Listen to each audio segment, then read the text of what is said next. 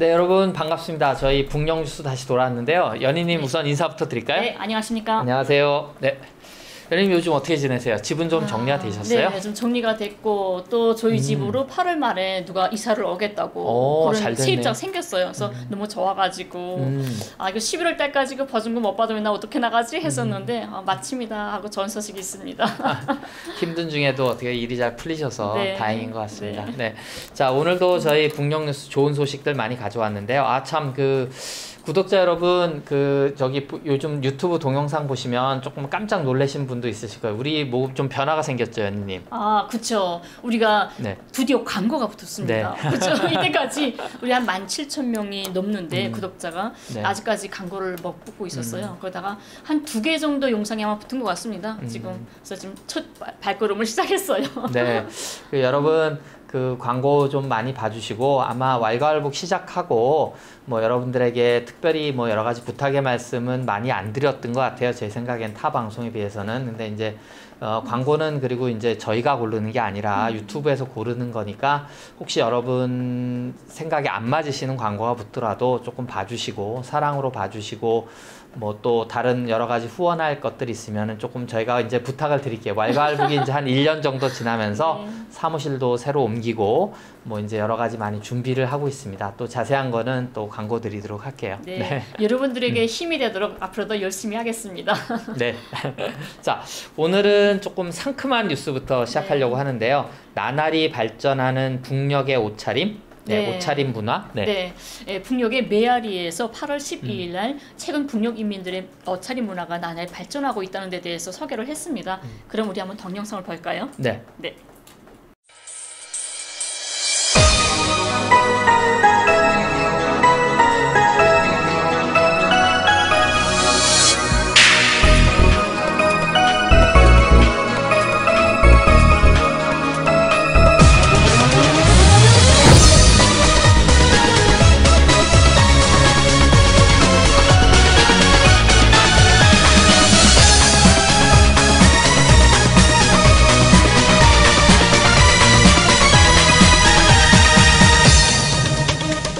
최근 우리 인민들의 옷차림 문화가 나날이 발전하고 있습니다. 거리에 나서면 산뜻하고 화려한 계절 옷차림을 한 사람들의 모습을 볼 수 있는데 갖가지 거상하고 아름다운 옷차림이 거리와 마을의 풍경을 이채롭게 장식하고 사회에 보다 밝고 청신한 정서가 흐르게 합니다. 사람들의 단정한 외모는 소박하면서도 우아하고 정결한 것을 좋아하는 우리 인민의 사상 정서적 감정이 참으로 잘 어울립니다.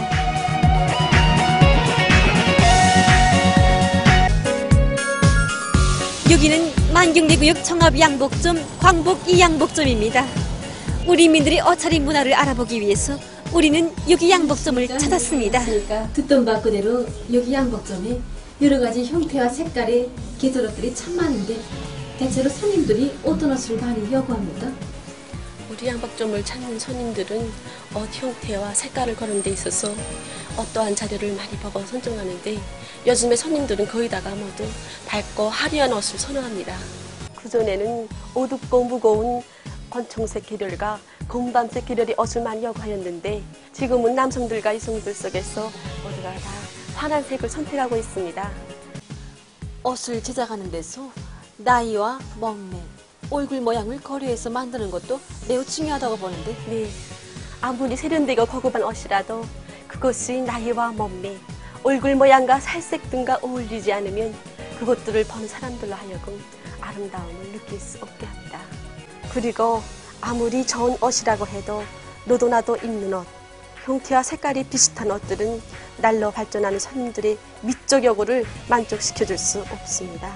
네, 그러니까 비반복적이면서도 자기에게 꼭 어울리는 형태의 옷을 예, 옳습니다. 새로운 형태의 옷들은 손님들의 호감을 자아낼 수 있어야 합니다. 제가 손님이라고 생각하고 한번 골라봐도 이렇겠습니까? 예, 그렇게 하시죠.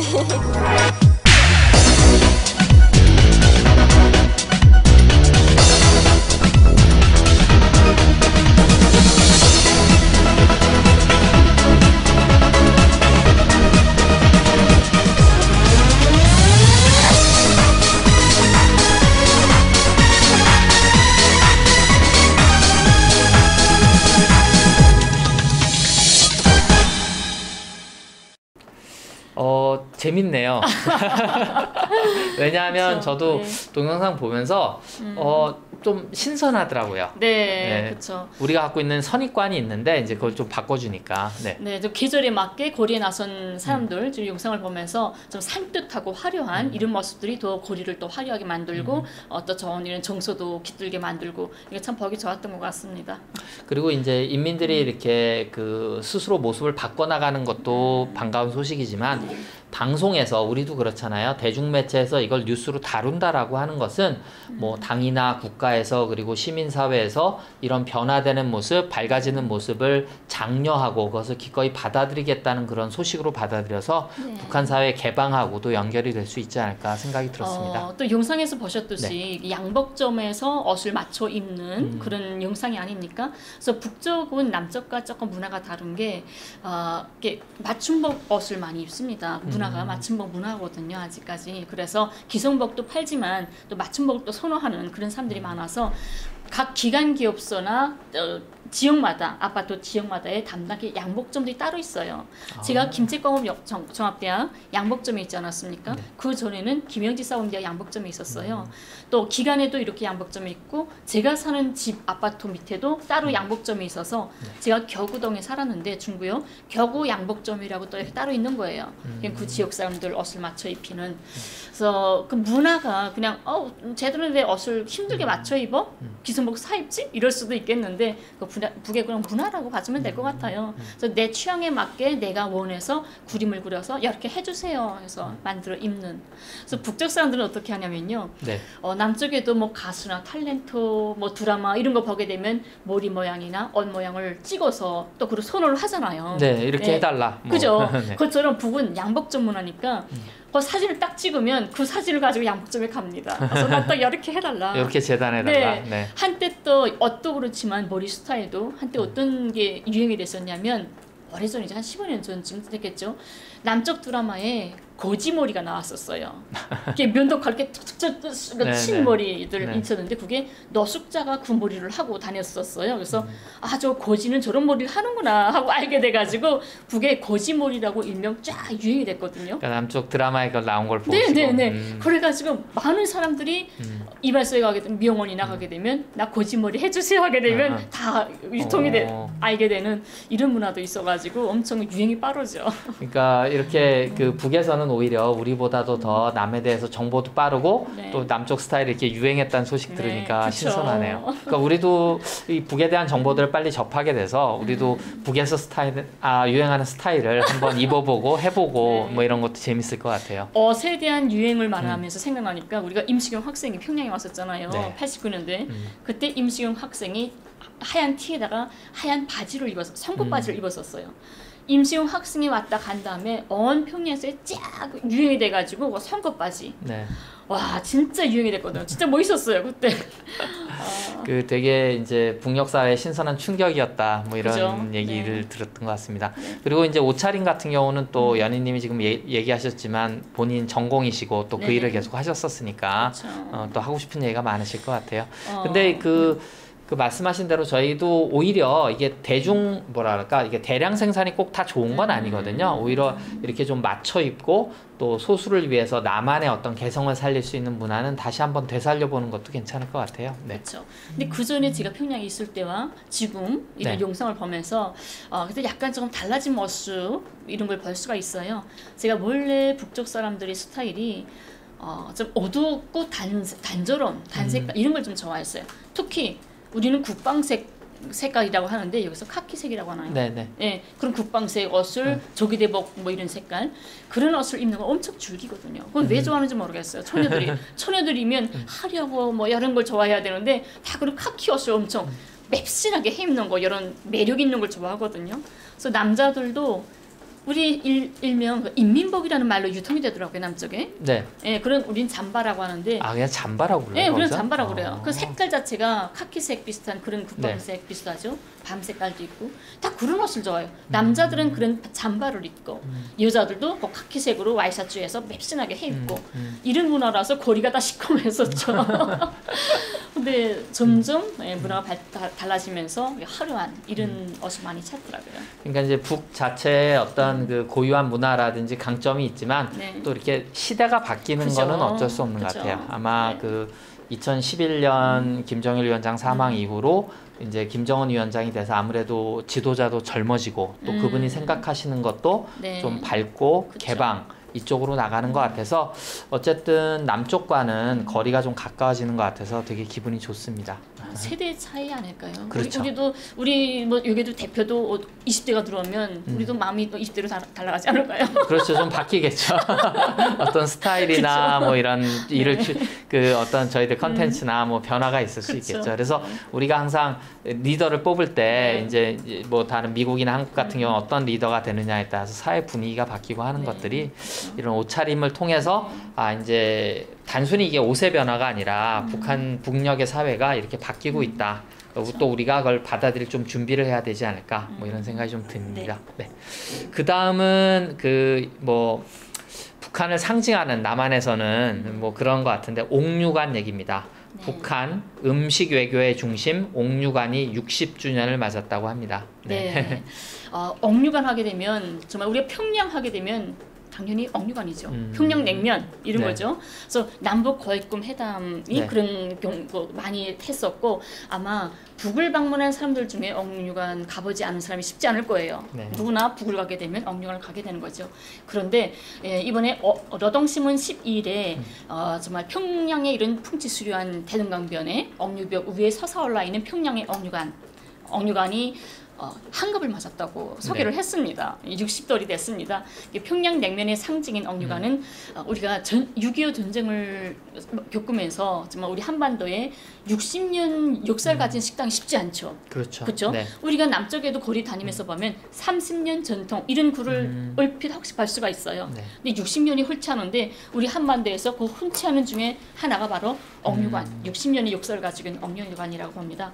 그래서 이 옥류관은 58년도에 김일성 주석의 지시로 착공이 시작됐고 네. 60년 8월 13일 날 준공을 하게 됩니다. 김일성 주석이 참석해서 옥류관이라는 이름도 김일성 주석이 직접 지어주신 이런 이름이죠. 그래서 그 이후에 옥류관은 정말 북녘 음식의 이런 자존심을 상징하는 그런 음식점으로 자리 잡고 있습니다. 옥류관 많이 가보셨죠? 우리야 뭐 심심하고. 그럼 옥류관에 가면 냉면 말고 또 다른 음식도 파나요? 네, 다른 음식들도 많아요. 넉도전도 있고 뭐 여러 지짐도 있고 여러 가지가 있고 하는데 대체로 북쪽 사람들은 옥류관 하면 네. 냉면을 먹으러 가지 뭐 다른 음식 먹으러 가지는 않습니다. 그냥 기본이 대중 음식이 옥류관이고요. 저희 시부모님 집이 옥류관 딱 앞이었어요. 네, 옥류관 딱 앞이라서 또 시아버지가 용해군인이었습니다. 용해군인은 옥류관 이렇게 북은 어떻게 됐냐면 모든 게 큰 기관 기업소들에서 자기네 지역에 있는 용해군인들, 네. 그다음에 항일운동가 유가족들 이런 사람들을 몇 세대씩 담당을 하게 돼 있습니다. 근데 옥류관 지역에 있는 용해군인들을 직접 담당을 해서 한 달에 한 번씩 면회를 가야 돼요. 집에. 네네. 방문을 해야 됩니다. 그러면 우리 시집에는 뭐가 있냐면 가족 수첩이라고 따로 있습니다. 네. 가족 수첩이라고 있는데 옥류관에서 와가지고 한 달에 한 번씩 맛있는 음식이나 또 뭐 선풍금이나 이런 노래도 준비해가지고 4-5명이 와서 우리 음식 먹고 노래도 부르고 하고 가는 거예요. 가면서 디너쇼네요. 거기다 수첩에다가 이번에 이달에 왔다 갔다는 도장을 네, 찍고 가야 돼요. 네. 사인을 하고 가야 되는 거예요. 안 가면 욕 먹어요. 이렇게 우리는 옥류관에서 직접 이렇게 매달마다 챙겨주고 하고 용해군인들은 항상 가서 옥류관 먹을 수 있는 이런 줄 서지 않고 먼저. 네네. 그리고 티켓이 나오거든요. 광고비 되기 때문에 옥류관 국수 먹고 싶으면 시아버지 모시고 가면. 아니 근데 남편분도 영해군인이시잖아요. 네네, 그렇죠. 이 한국에서는 60이라고 하는 게 좀 특별한 의미가 있잖아요. 그래서 만들어진 것도 1960년이고 네. 그리고 60년이 돼서 지금 2020년이 됐네요. 네. 그 보시면 이제 여기 보면 음식 외교의 중심이라는 이름을 특별히 붙인 이유가 뭐 정상회담 때 김대중 노무현 대통령 그리고 문재인 대통령님도 전부 다 여기를 뭐 참석했었고 그 외에도 좀 역사를 거슬러 올라가 보면 1985년 남북 적시자 회담으로 어떤 남북 간에 막힌 이 그 혈로를 뚫을 때 그때 수석 대표로 참석했던 이영덕 전 국무총리가 또 평남 강서 출신이고 그리고 또 강영훈 국무총리가 1990년 2차 남북 총리회담 할 때 그러니까 91년 이제 남북 기본 합의서 나오는 준비할 때 이때 이 강영훈 국무총리도 평북 창성 출신이고 그래서 이분들도 가서 이렇게 음식 같이 하면서 사실은 그 식탁에서 음식 나누면서 우리가 그쵸. 대화가 되는 거니까요. 그렇죠. 네. 남자들도 뭐 술 한 잔씩 하면서 뭐 대화가 되고 뭐 사위 일원이가 된다고 하지 않습니까? 네. 그것처럼 사람들은 항상 편안하게 음식을 나누고 차 한 잔 나누면서 마음에 있는 이야기도 하게 되고 꺾어단 것보다 이렇게 되는 거죠. 근데 저는 그때 90년도에 그 국무총리나 그분들에 대한 건 잘 모르는데 제가 알고 있는 거는 우리 2018년도에 네. 4월 이렇게 남북 정상회담을 앞두고 레드벨벳? 레드벨벳. 네, 그리고 그게 좀 유명했었잖아요. 근데 네. 김정은 위원장도 그 이야기했었고, 그래서 그다음에 가수 최진희, 또 네. 뭐 백지영, 뭐 이런 가수 유명한 배우들이 네. 억류관에 가서 억류관에 음식을 가서. 먹었던 그 사진도 뭐 있고 영상도 있더라고요. 또 뭐 하여튼 억류관 하게 되면. 아마 우리 남쪽이나 북이나 우리 한반도의 모두의 사랑을 받고 있는 정말 소중한 것이 아닌가 이런 생각이 듭니다. 상징적인 곳이죠. 그죠? 상징적인 곳이고 평양 하면 이 버드나무가 유명한가 봐요. 맞아요, 네, 맞아요. 그래서 아마 옥류관, 뭐 유경식당, 뭐 이런 네. 것들이 아이고 그죠. 유경식당 좀 다르구나. 네. 평양 하면 네. 우리가 수양보드를 해가지고 버드나무를 참 많이 상징을 하죠. 그래서 평양역에 딱 내리면 거리가 버드나무 거리예요. 거리 이름 자체가 버드나무 거리였다가 다시 영광거리로 바뀌었지만 처음에 버드나무 거리라는 이름 자체도 평양 딱 도착하면 버드나무 거리가 되는 것 그랬던 거죠. 저는 뭐 왈가왈부 진행하고 있으나 한 번도 가보지 못해서 좀 이게 아쉽습니다. 너무 먹고 싶지 않으세요? 네네. 아마 사진으로 이제 이미지가 네. 뜰 텐데 이제 평양 냉면이라든지 뭐 여러 가지 음식들 뜨고 네, 너무 맛있습니다. 저희가 남북 교류할 때 이제 뭐 네. 평양 이런 거 할 때 보면 1년에 그러니까 그 관광객 다닐 때 말입니다. 그때 1년에 남한에서 간 1년에 연인원이 10만 명이 넘었던 적이 있어요. 그게 이제 쭉 누적이 되면 얼마나 많겠습니까? 그러니까 아득한 옛날 같고 이제는 남북 교류가 끊기고 가지 못하는 것이 당연하게 느껴지는데 1년에 10만 명이 넘는 사람들이 북쪽을 관광할 수 있었던 그런 시기가 있었습니다. 그러니까 결코 불가능한 것이 아니라 남북 교류가 빨리 이루어져서 뭐 저 같은 사람도 여기 휴가 내고 이제 북한에 가서 아니면 당일치기도 가능한데 그렇죠. 사실. 빨리 네. 그 남쪽 분들이 서울역에서 기차를 타고 네. 평양역에 내려서 억류관이 가깝거든요. 억류관에 가서 점심을 먹고 오후에 돌아올 수 있는 이런 날이 하루빨리 생기기 바랍니다. 그래서 우리 그 뭐 여러 가지 컨텐츠 준비하고 있는데 이제 그 중에 하나가 평양 관광 여행이라고 해야 되나? 이제 못 가본 네. 사람들 지금 현재 막혀 있으니까 그쵸. 저를 포함해서 그래서 이제 그 구글 지도 띄워놓고 한번 거리마다 우리 김연희님이나 우리 유영호 대표님도 그런 거 좋아하시거든요. 그래서 쭉 돌아다니면서 볼 수 있는 네. 그런 컨텐츠도 준비하고 있으니까 좀 광고도 많이 봐주시고 뭐 지원도 해주시고 하시면 좋겠습니다. 네. 그 다음에는 뭐 이제 폭우가 많이 진정은 돼가고 있습니다. 근데 이제 한국에서도 그 기상청이 욕을 많이 먹거든요. 이제 네. 올해는 그렇게 욕의 강도 코로나에 가려서 좀 덜하긴 한데 뭐 작년, 재작년, 올해도 맨날 틀린다고. 근데 이제 북한도 지금 이런 폭우라든지 기상 이변을 맞아서 그 기상청의 역할을 되게 강조하고 네. 또 기능을 강화하려고 노력하고 있다고 하는 소식이 들어왔네요. 네, 맞습니다. 여름철 폭우가 이어지면서 네. 북녘에서 기상수문국도 1년 동안에 가장 바쁜 시기가 아마 지금 시기일 거라고 생각이 됩니다. 조선중앙TV는 11일 날 기상수문국에서 알리는 서식 이 코너에서 비가 잠시 멈췄다가 이제 13일부터 저기압의 영향으로 다시 비가 올 거라는 그러니까 사전 대책을 강구하는 이런 서식도 알렸는데요. 이 기상수문국에서 알리는 서식 이 코너는 네. 이달 1일부터 생겼습니다. 네, 올해 폭우가 막 심해지면서 그래서 아예 조선중앙TV의 정규 네. 프로그램으로 아주 코너를 만들었네요. 네, 아예 자리 잡았습니다. 1일부터. 그래서 그때부터 본격적인 폭우가 이어지면서 어전과 어우를 가리지 않고 기상수문국 부대장들이 네. 관계 부분들이 직접 TV에 나와서 이런 상황실을 배경으로 이 허우 상황을 전달해주는 이런 상황이 벌어지고 있습니다. 이게 필요할 것 같아요. 그래서 그렇죠? 이것 때문에 그 남쪽에서도 뭐 슈퍼컴퓨터 필요하다 해서 그것도 사주고 뭐 아시아에 몇 대 없는 뭐 전 세계에 몇 대 없는 사주고 근데 소프트웨어 개발이 되게 중요하다고 그래요. 그러니까 이게 그 데이터들을 이러이러해서 뭐 언제 어떻게 비가 올 거다, 기상이변이 올 거다. 근데 이제 저희가 또 북녘 소식 전할 때 또 알려드리겠습니다만 북한의 이 컴퓨터 프로그램을 만드는 소프트웨어를 만드는 그리고 뭐 코딩을 짜는 이런 기술이 상당히 예, 놀랍다고 그래요. 그래서 아마 이 북한에서는 이런 하드웨어적인 것만 좀 갖춰지면 이 소프트웨어적인 거는 금방 그리고 또 우리의 어떤 하드웨어와 어떤 북녘의 소프트웨어가 이렇게 결합돼서 같이 한반도는 사실은 이제 그 한 권역이라고도 볼 수 있으니까 이제 기상 예보를 같이 또 해주고 또 이제 물난리라고 하는 건 북에서 댐 관리를 어떻게 하느냐가 또 우리 쪽에도 관련이 되니까 뭐 이런 날이 빨리 왔으면 좋겠습니다. 그렇죠. 네. 아무 나라나 기상 간축 예보를 이렇게 정확하게 정말 몇 프로까지 정확히 접근성을 갈 수 있냐 이게 100% 맞기 쉽지 않겠죠. 네. 그래서 북쪽에서도 원래 기상 예보가 엄청 많은 어보가 많았다고 합니다. 네. 그래서 6년 전에 기상 수문국을 2014년 6월에 김정은 국무위원장이 처음으로 거기 방문을 했답니다. 해가지고 기상 간축 사업이 현대화 가학화되지 못해서 어보가 많다고 이렇게 지적을 하셨고 또 그때부터 이 개선 사업에 엄청 정확성을 높이기 위해서 노력을 했다고 합니다. 그래서 이런 것들은 어떤 교류나 협력이 이루어지면 좋을 것 같아요. 그래서 저희가 그 왈가왈북에서도 이거 관련해서 어떤 북한의 수로라든지 뭐 댐 가지고 사실 옛날에 무슨 뭐 금강산 댐 뭐 그래서 남쪽에서 뭐 평화했던 만든다고 별 이상한 짓을 다 한 적도 있었거든요. 이제 대사기국으로 밝혀졌는데 그런 것에 대해서 저희가 전문가분을 좀 섭외 중이고 이제 섭외가 되면 아마 이 관련한 프로그램도 여러분과 같이 공유하면서 북에 대해서 조금 더 자세하고 정확한 소식 접할 수 있을 것 같습니다. 네.